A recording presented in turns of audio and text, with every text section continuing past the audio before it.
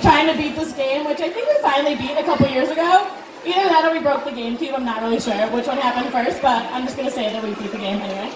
Or all of our late nights, all of our late nights finding the worst scary movies we can on Netflix and just dying laughing the entire time watching them because they're so ridiculous. And the list goes on, but I'll spare you guys me just rambling stories for the rest of the night. But you know what it really all comes down to is I'm a better person because I know you and grew up with you. I truly would not be who I am today without you. I mean, I would be super quiet, I'd be super boring, and I definitely would not be able to quote all of Joe Dirt. Thanks for Bob and Dave letting us watch till we're 5 years old. And to see you today on your wedding day just truly leaves me speechless. I mean, you're so beautiful, and you're so happy, and I truly don't know what to say, which is not something that happens very often. So, me and Chloe went to school in Kentucky for undergrad, and I went to school in Iowa, so we didn't get to see each other a lot during those years of our life. But we would try and talk on the phone about once a week, pretty long talks every week. And I remember the time the talk we had after she met Jeremy, and she goes, Paige, I met this guy at a party, we've been hung out a couple times since, and I'm going to marry him. And I remember she probably could have seen me roll my eyes through the phone, and I was like, sure, Chloe, we'll see, but good for you. But time went on, Jeremy stuck around, and eventually I got to meet him about almost a year later, not even. And I was invited over to the house, and I walk in, and Chloe and Jeremy are having a Nerf gun fight around the house. So I'm walking into the house, they're like dodging bullets, and I was like, oh God, it's gonna fit in too well. And to say that Jeremy fits into this family perfectly is an understatement. I mean, you guys know the Durgansons at this point. We're a bunch of weirdos. I mean, we're a crazy bunch. And, and Jeremy is just as weird, if not weirder, than all of us. But that's not our favorite thing about him. He's also super nice, he's super patient, and as Fabi always says, he has a very calming presence around, which we love. So Jeremy and I bonded pretty quickly. We both love to run, we both love good craft beers, and we both love being able to make fun of Chloe. Never to her face, always behind her back, of course. But honestly, I've never met two people or seen two people who support each other and compliment each other as well as you guys do. If you don't believe in fate and timing, like you said earlier, I mean, these two prove that wrong. Prove that that's real pretty easily. Jeremy, you've been part of this family since day one. You've not only become my best friend, but you've become a best friend to me as well. I can't wait to see what the future brings for you guys. I'm so happy you're back in Chicago. Sorry, all you Georgia people. But selfishly, I'm very excited. And by what I mean by what the future brings, I mean what new dogs you're gonna get. Because 2 is not enough, let's be real. But I love you guys so much. This day has been a long time coming, and I'm so happy it's finally here. The beginning of forever isn't starting today, it started the night you guys met. So if everyone would join me in raising a glass to Chloe and Jeremy.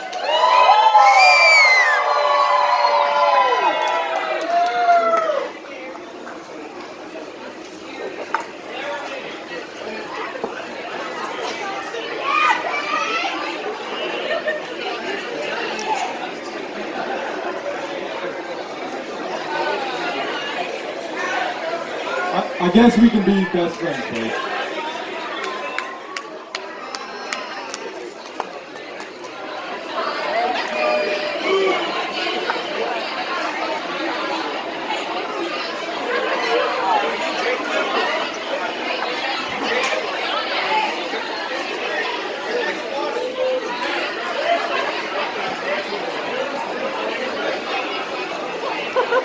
How's everyone doing tonight?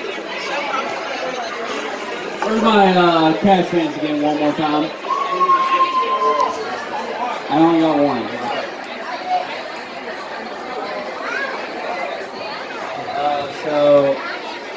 for all, again over.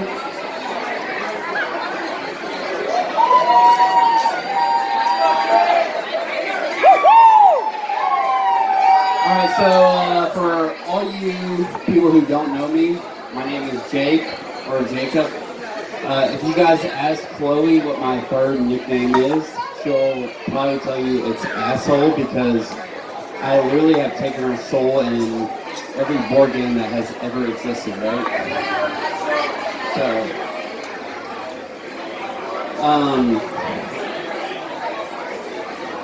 today has been seriously a great ceremony, because we're able to celebrate two great individuals. But there's probably only one thing that has only made this ceremony a bit, you know, difficult, and it's probably the cold fucking weather. Is anyone else? Yeah, it's fucking cold as shit here. What? Thank you. What? So, quick story about Dave and Flog. So, first of all, thank you all for hosting.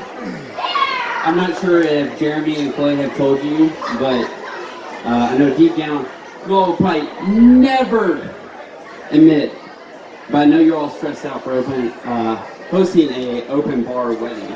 Because I can tell you what, if I had about like 50 Jake McKay heathens running around, I wouldn't be able to host that. So thank you guys for hosting. So quick story about Flog. So Flog came down for one of my graduations this summer, and my dad, so he can only retain about 4 things, right? So one of them is what he just ate for his last meal, what he's going to eat for his next meal, UK basketball, and attractive women, right? So after this graduation, my dad was very interested on what Flaw's real name was, and I kept telling Dad, like, Dad, this is the first time I met her, like, Jeremy and Chloe just call her Flaw, so like I don't really know her first name, like her name's Flaw, and he was convinced that that was not her real name. I was fucking with him, right? He was like, yeah, that's not his real name, okay. So this proceeded to go on, and eventually he just gave up, and he was like, okay, whatever, that's like a rapper's nickname. So kudos to you, Flaw. So Flaw, so you're probably the only person I know that is that gangster that have a rapper's nickname, right? Yeah, so kudos to Flaw.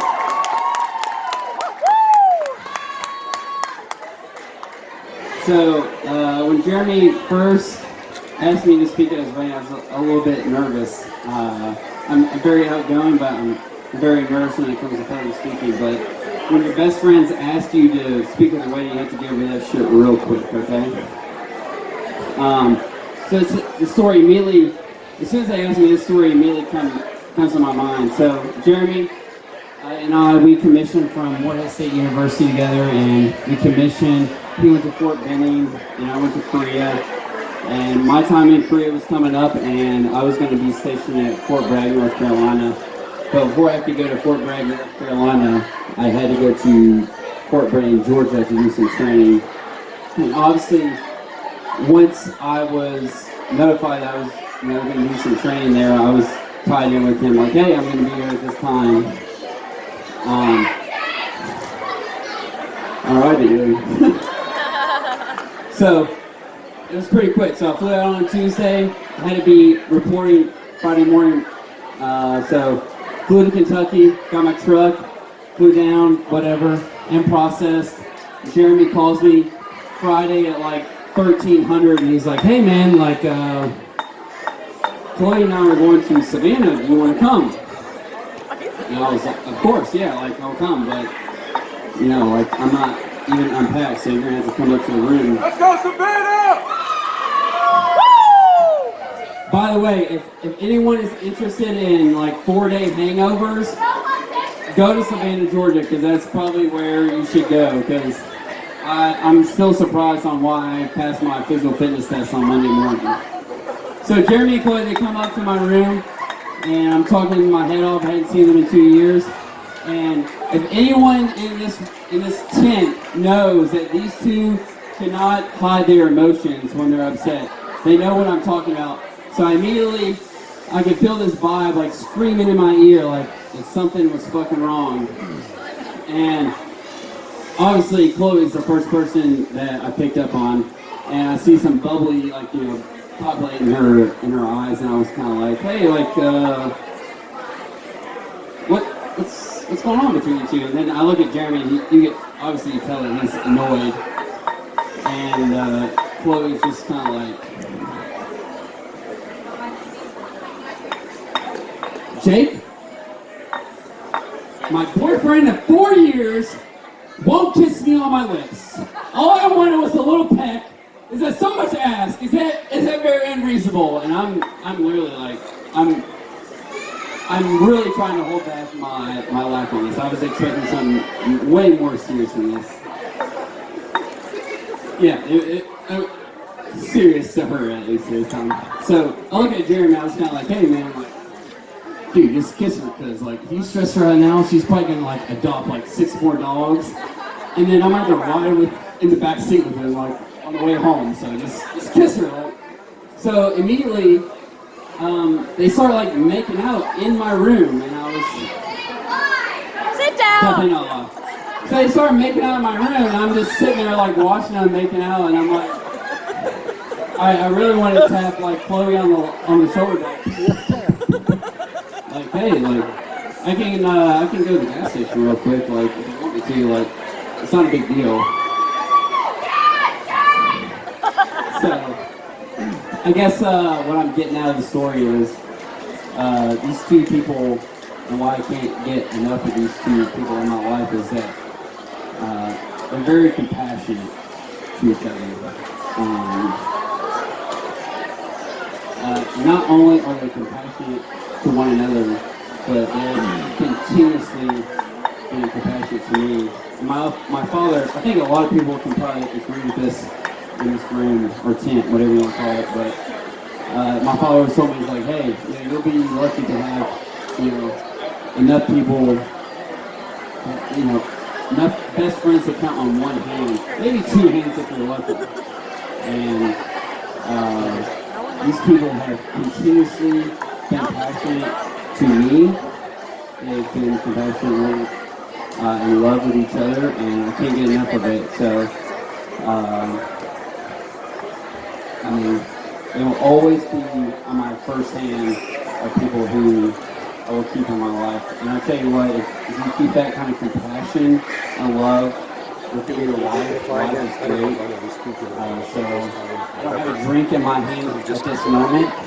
So this is not a toast to Jeremy and Chloe, but a toast to everyone in this room that you have that kind of compassion and love in your life. So cheers to everyone. Ladies and gentlemen, at this time, our caterers are going to serve our bride and our groom. And for everybody else, I request that you please remain at your tables and listen for your table numbers. You will be